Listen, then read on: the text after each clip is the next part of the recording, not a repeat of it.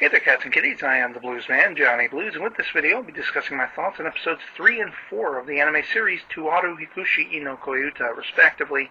And I found these to be two really compelling episodes. As it happened, I couldn't find the third episode the week it came out. It took me a week to find it. And luckily, that ended up being for the best because I got to watch these two episodes back to back. And it's really a continuation from one episode to the other. So, essentially, we have a lot of flashbacks and sort of revelations going on about Carl Lahir, Kal-El's alter ego, who he grew up as. He was a prince, basically the son of royalty. He watched his family murdered during the Wind Revolution, which turned this sort of monarchy, or what have you, into a republic, and it got really emotional when we see him having to face the fact that his mother's being spirited away to be, beheaded essentially by guillotine and everything. And as someone who has lost his parents, it very much hit me seeing him crying and screaming the way that he does. But he also seeks a sort of level of vengeance in his, impetuous youth. He has focused on, of course, Nina Viento and that whole side of things.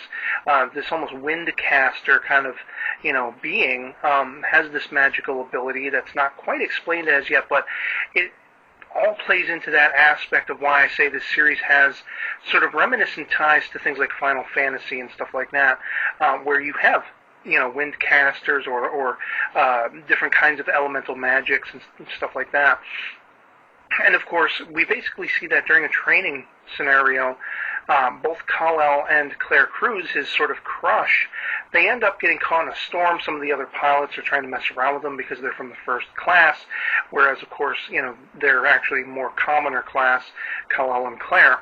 So they're trying to antagonize them, and they get caught in a cloud and split off from the rest of their group. So essentially they have to bring the plane in for an on-water landing. They're kind of stuck there overnight, and they get to talking and reminiscing, and we learn more about Kal-El's former life, all this stuff. And it seems like Claire has picked up on the fact that all of these little hints that he's let bare point to maybe him being the rumored, as we saw in, episode 3.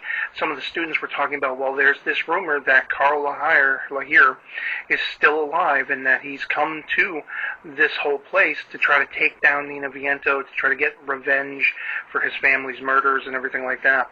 And the balance of power shifting from, as I say, a monarchy to a republic, and which is actually probably the better way for it to be, governmentally in any case, but he still does have a chip on his shoulder about all of this, and this was one of the things I brought up into questioning in my previous episode coverage videos, because I wondered how much he remembered, and he remembers it all. He still holds some kind of a grudge over Nina Viento. He doesn't understand all of the situation. I don't think we as viewers even do.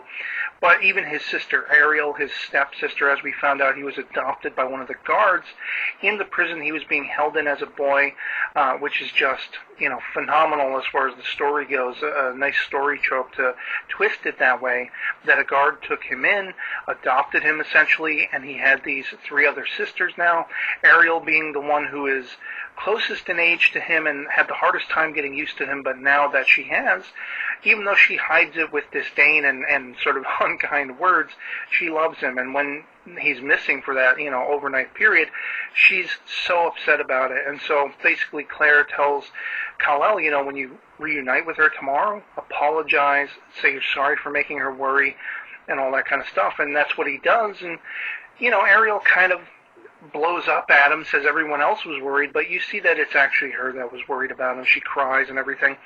And all in the midst of all of this, we have Ignacio, who I believe may be, Claire's brother, essentially, once we find out that Claire Cruz is in fact Nina Viento, which was just mind-blowing.